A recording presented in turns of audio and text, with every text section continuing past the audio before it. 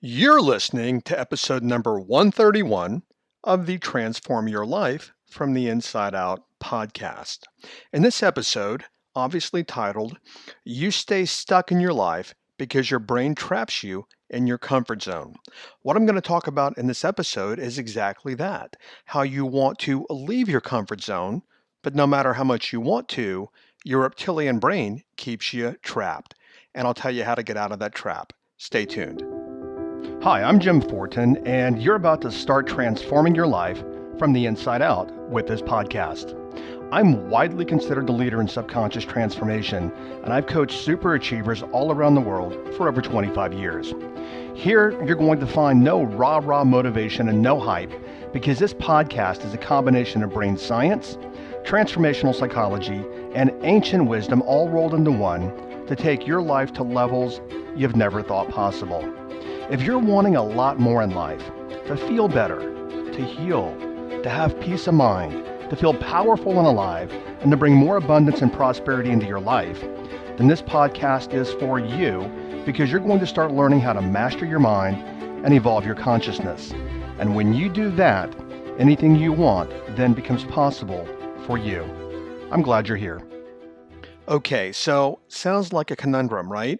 I mean, how can my brain keep me trapped in my comfort zone? I mean, it's my brain. It keeps me alive. Why does it want to keep me trapped? I want to go back here years ago when I was in Peru, and if I was out in the backwoods of Peru. I mean, we were way out in the middle of nowhere.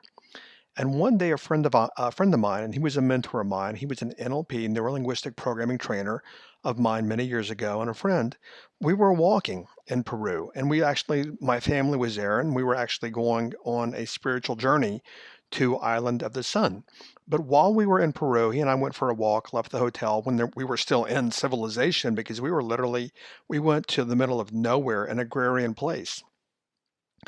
And we were walking, and just he and I one afternoon, and it was like Montana there. I mean, it's just like big sky. You can see forever, and there's no one around. And he and I were walking, and we came to a fork in the road, and we just stopped. And I said, "Well, which way do we go? Do we go left? Do we go right?"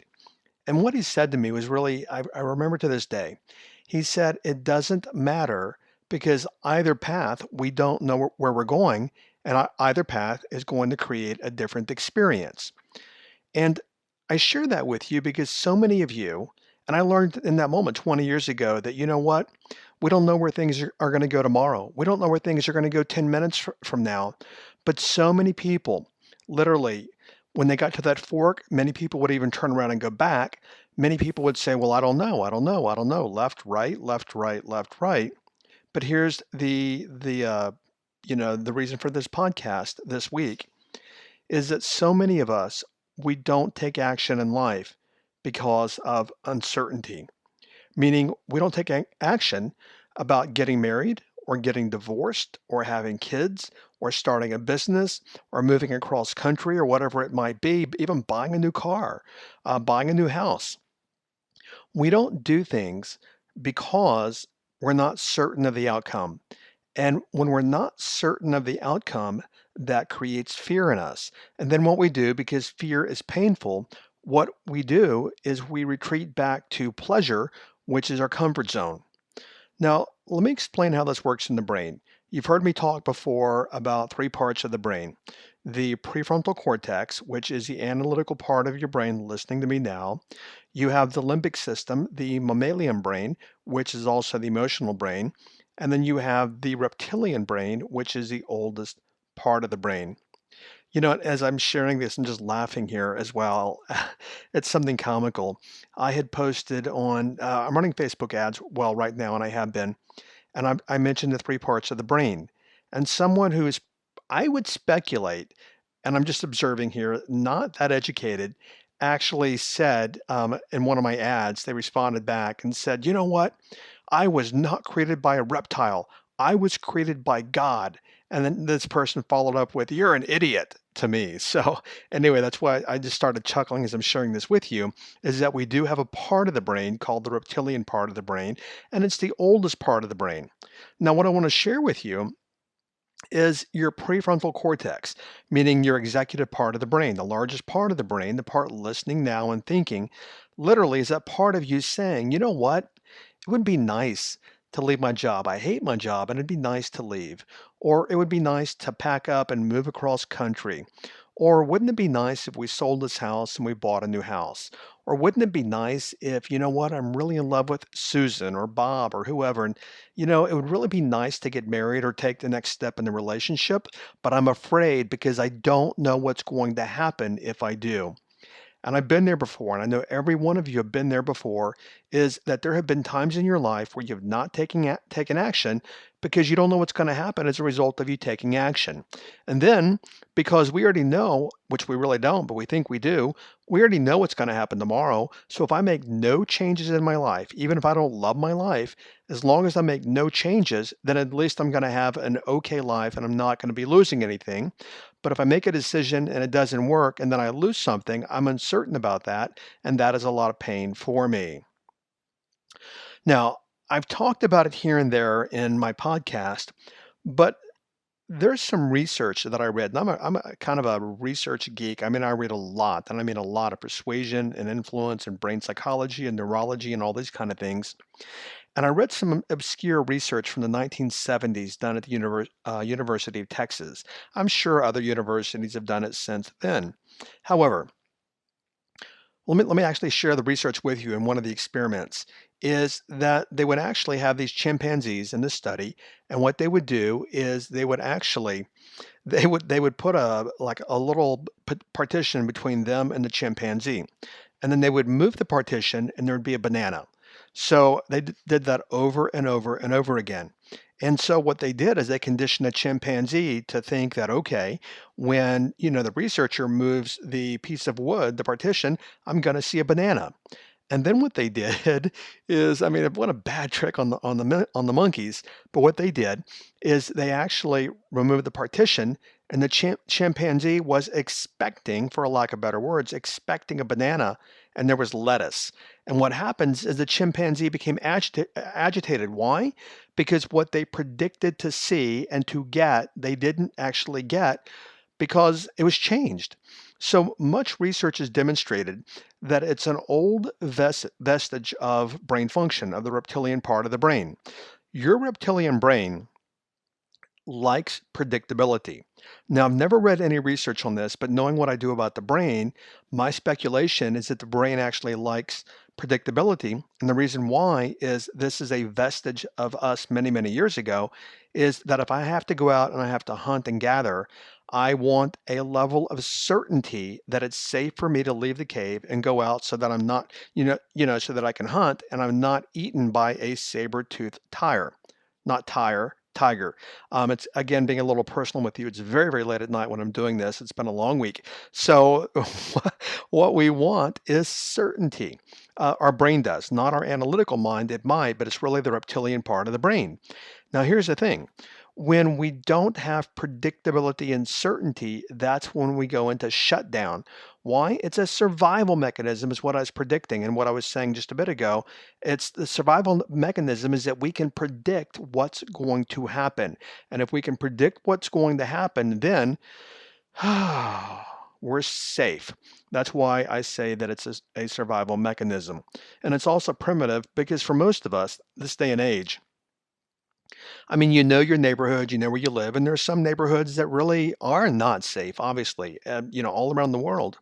But for example, if you live somewhere in a decent neighborhood and crime is low and et cetera, you can predict, you don't even think about it, but you're like, I'm going to go walk the dogs or I'm going to walk up to the coffee shop or whatever. You don't even need a level of predictability because you've assumed your environment is safe for you. So many years ago, as I said, I think that predictability mechanism was to protect us and a survival mechanism.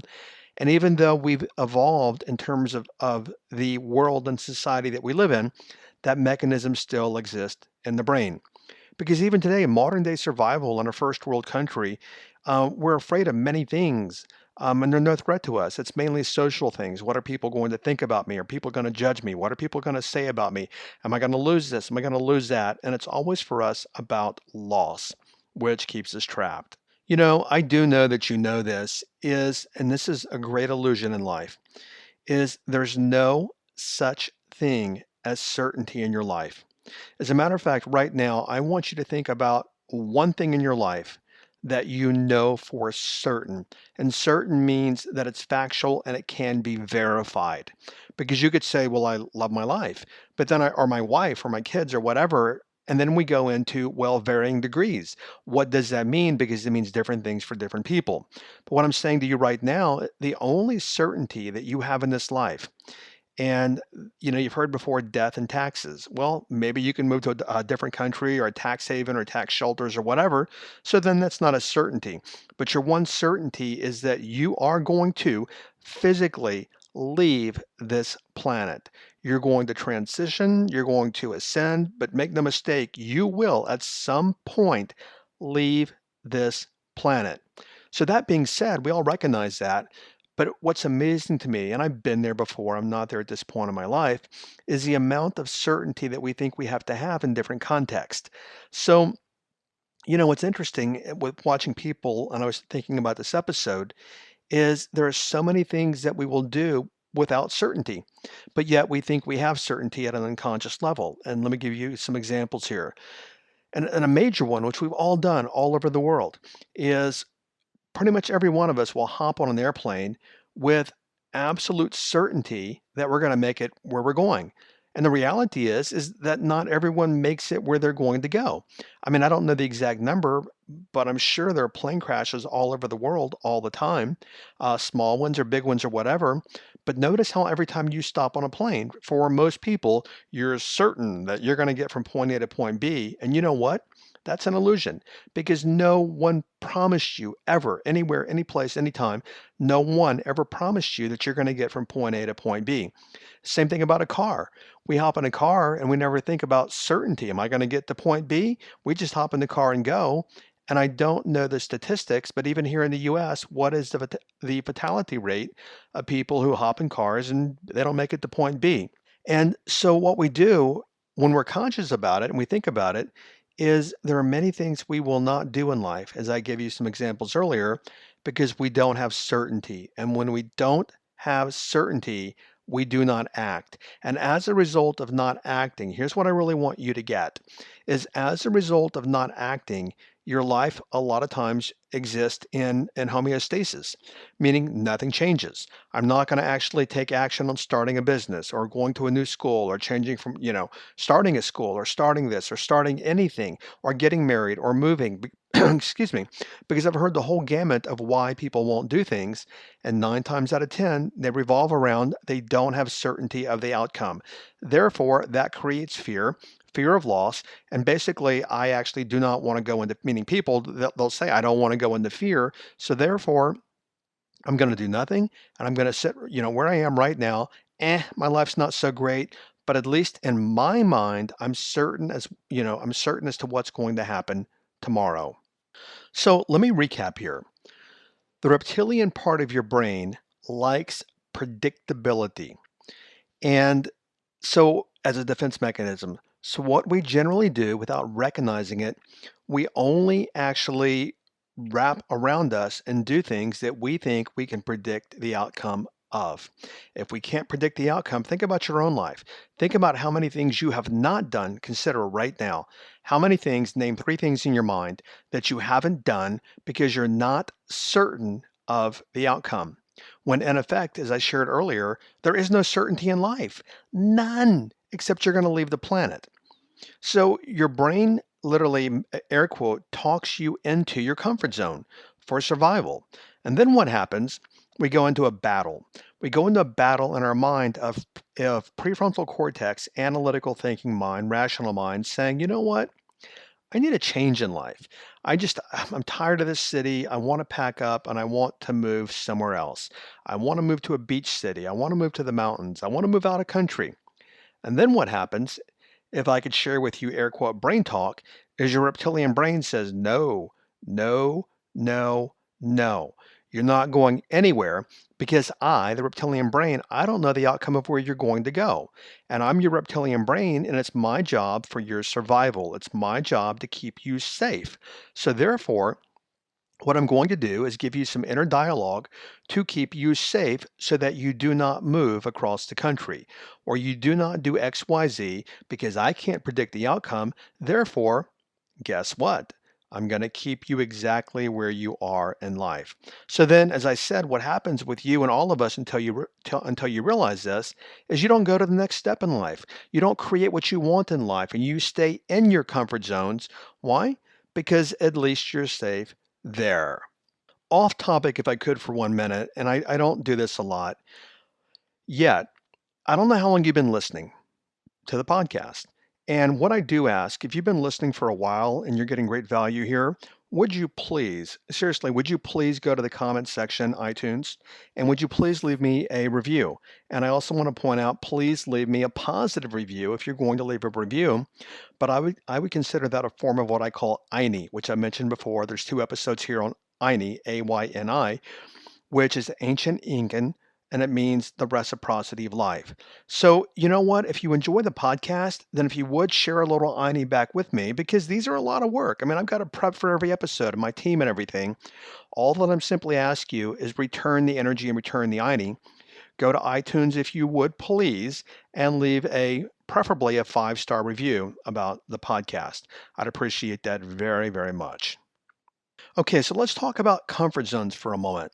And what I'm going to say to you, I know you already know through visceral physical experience, through emotional experience, is let's say that you want to go to, do something new, do something different in life.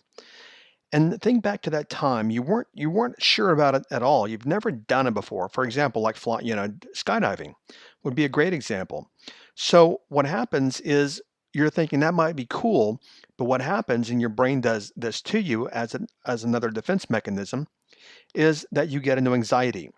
Notice how many times you're wanting to leave your comfort zone, and then you're like, "Ooh, oh my gosh, this is scary. This is scary. I've got anxiety about this. I can't do it." And then what happens, because you have the anxiety, what happens is you stay in the comfort zone. And the reason why is because anxiety is painful for us. So a way that we alleviate the anxiety is to stop thinking about that. I'm not going to do that. And when I think about it, it makes me anxious. And anxiety obviously is painful. Therefore, to eliminate the anxiety, I'm not going to do it. And have you ever noticed the second that you said you're not going to do something that was causing the anxiety goes away. So what happens is when we want to leave our comfort zones, the brain goes, no, no, no, 5-star alarm. Anxiety kicks in, anxiety, anxiety, anxiety. We're like, hell no, I don't like that. I don't like that. I don't like that. Okay, I'm not going to do it.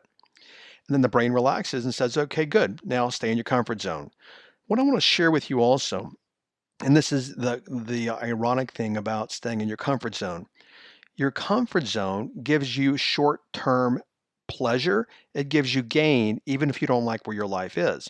Now, what I mean by that is any anxiety you had about changing your life, when you say you're not going to do something that creates anxiety, the anxiety stops. So what you're doing is you're sacrificing your entire life and what you want to create in life. You're sacrificing a better future to have the relief from the anxiety right now. So what's really happening, consider this. What's really happening is you have the short-term safety that you feel good about, and yet what you're really creating is the long-term anxiety of fear because you're wanting the short-term relief from anxiety. Now, what I mean by that is let's say that you don't have the money for retirement, providing you want to retire one of these days. And let's use a simple example here. Let's say that your job requires you're in sales and it requires you to call people.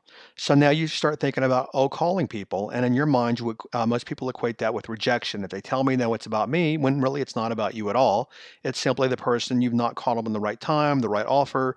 They're too busy, whatever. I'm not going to go there in this podcast, but you guys know what I mean metaphorically. So what you do is you sit there and you're like, okay, I got to make cold calls. I got to make calls. I got to make sales calls. I've got to call clients, et cetera, et cetera, et cetera. Oh my gosh, that's a lot of anxiety. So therefore, I'm going to delay, I call it delayism in your performance. I'm going to delay and go do something else. Now, guess what? I'm not confronted with having to call them, therefore, I don't have anxiety. Now, notice what happens here. Your anxiety goes down and you feel better again by avoiding what it was that was going to create you anxiety. But notice what else you're doing. You must do those things to grow your business. But you're not doing those things to grow your business because those things are uncomfortable for you. Therefore, you don't do it. Therefore, inadvertently, you're creating much times 1,000 in terms of a feeling later. You're creating much more pain and anxiety later by getting to a point in your life where you've built no financial foundation underneath you. So what you're really trading every time you go back in your comfort zone, you're trading for what you want long term for the short term you gain right now of not actually having the anxiety by not leaving your comfort zone. Does that make sense to you? That literally you trade short term comfort and that creates long term comfort for you when you do not leave your comfort zone. And to recapitulate, is you don't leave your comfort zone because it's painful, because it creates the anxiety. Now, how do we get over this? It's really simple. Very simple. Is We've all been there before. You're flying. And what does the pilot say when you hit turbulence? The pilot says, you know what, buckle up your seatbelt. We're going to go to a higher level. We're going to go to a higher altitude. Just buckle up. And basically, what they're telling you is batten down the hatches. You're going to feel, some turbulence. Let's go to a higher level, a higher altitude. Okay. The only way, for the most part, to get through or, to punch through the anxiety is to buckle up and go through it. And here's the great thing about it is what happens is when we don't leave our comfort zone, we never leave our comfort zone. Why? Because that anxiety coming from the reptilian part of the brain is our prison, your prison. So we want to leave the prison, but we don't because it's painful. But here I want to share with you is once you leave the prison, to whatever degree it is for you, guess what? The prison disappears. So once you leave your comfort zone, now think back to your life. How many things were you uncomfortable about? And I can give you a bazillion. I mean, look at driving, for example. I mean, when you first, when you first started to drive, how nervous were you about a fender bender, passing your driving test? Am I going to be safe on a freeway? I mean, I know people even today that are adults that like they don't feel safe even driving, but yet they learned 30 years ago. But let me recapitulate here is you must go through the anxiety and fear, which is nothing more than an illusion anyway, and it's an interpretation anyway. It's not a real, meaning, empirical threat in your life. It's simply something that's made up in your mind. And many times we make it about a physical danger, as I said, but you know what? It's not physical danger for the most part in this day and age. I mean, if you're walking in the worst part of your town, that could be physical danger. But for most of us, we don't experience that. I also, off topic, but on topic, I am an adventurer. I've been quite a few places in the world. And I was in San Francisco one time. I was staying at the Fairmont Hotel. I think that's up on Nob Hill. It's a very comfy part of town. And I was actually at a place later at night, like 10 o'clock at night, on I don't know what direction it is on Market Street, but away from Nob Hill, which is a very nice part of town. And I pulled up my wallet, and this is before cell phones, a lot of years ago. I pulled up my wallet and dropped it. Believe it or not, true story. I can't make this up. Well, I could, but I mean, it just happened. I dropped my wallet and it fell on the ground and it fell between the sewage slats on the ground and bye my wallet. And I'm like, oh, geez, what am I going to do? How am I going to get back to my hotel in Nob Hill? And I walked back and it was, I guess later at night, it might have been midnight. I walked to my hotel, no phone, no money, etc. I just walked in the dark, back to my hotel, which was, I don't know, a mile and a half, 2 miles. And I had a driver the next day and they said, you're lucky you're alive. You being who you are, blah, blah, blah, your physical appearance, you walk through the roughest part of town at night. And the reality was, my driver said, "You're lucky you didn't get shot or stabbed." Now, the reality is I had no fear as I walked through that part of town whatsoever. And I was just thinking about that, about fear and physical danger. I mean, I could have been in physical danger, but I made it fine. And I'm not telling you to walk in the worst part of town or any of that. But also, I wonder what if what would have happened if somebody said, "Sure, you can walk, but you're walking through the most dangerous part of San Francisco." Where would my mind have been then? And the same thing with you is look how much interpretation you attach to what's actually dangerous and what's not dangerous. So, here's a big takeaway is you will never leave your comfort zone until you leave your comfort zone. Let that settle in. Just ponder that for a moment. I know all of you badly want to leave your comfort zone. And it's kind of like you get ready, one, two, three. Whew, I can't do it. Get ready, one, two, three. Woo, I chickened out again, can't do it. Get ready again, one, two, three. I can't do it, like jumping off the high diving board. And the reality is you never leave the comfort zone until you leave your comfort zone. And the only way to leave your comfort zone is are you ready? The only way to leave your comfort zone is just to leave your comfort zone. Just buckle up, push through, and go through the fear and anxiety. And as I told you earlier, what will happen is once you go through the fear, then there's no problem leaving your comfort zone and going through the fear because you've done it once. And once you've done it once, you've actually taught yourself that you can do it. So, the headline for this episode is that you stay stuck in life because your brain traps you in your comfort zones. You now recognize that the only way to get out of your comfort zones and to get out of being trapped is to go through your comfort zones. So, basically, buckle up, go through the comfort zone, and once you do it once, or even a few times, then it's very easy to go through your comfort zone.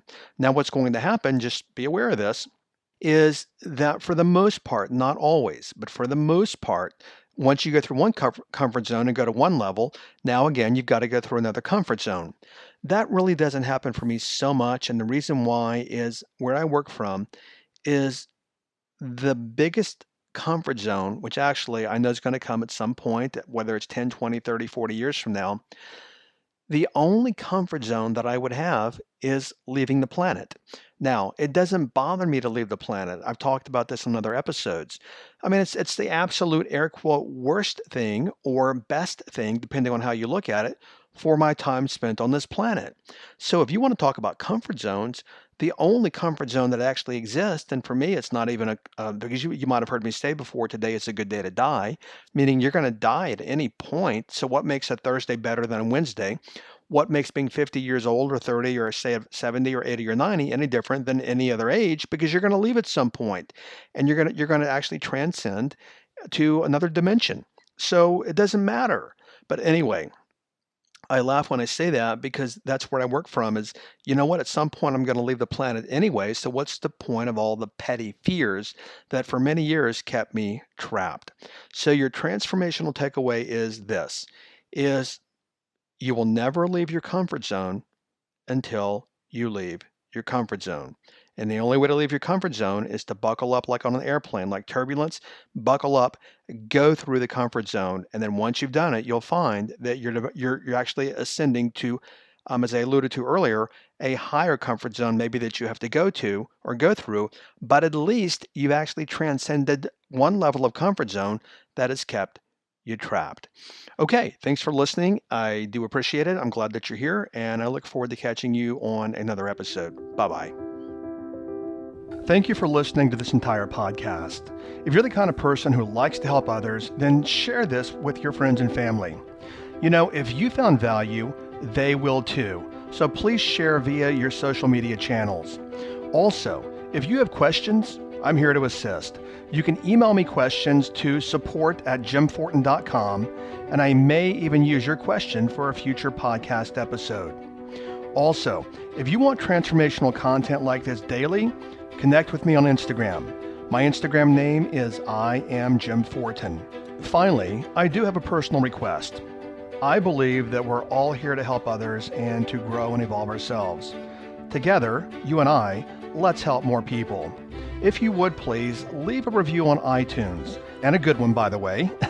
I'd be grateful, and through your assistance together, we can transform more lives. Thanks for listening.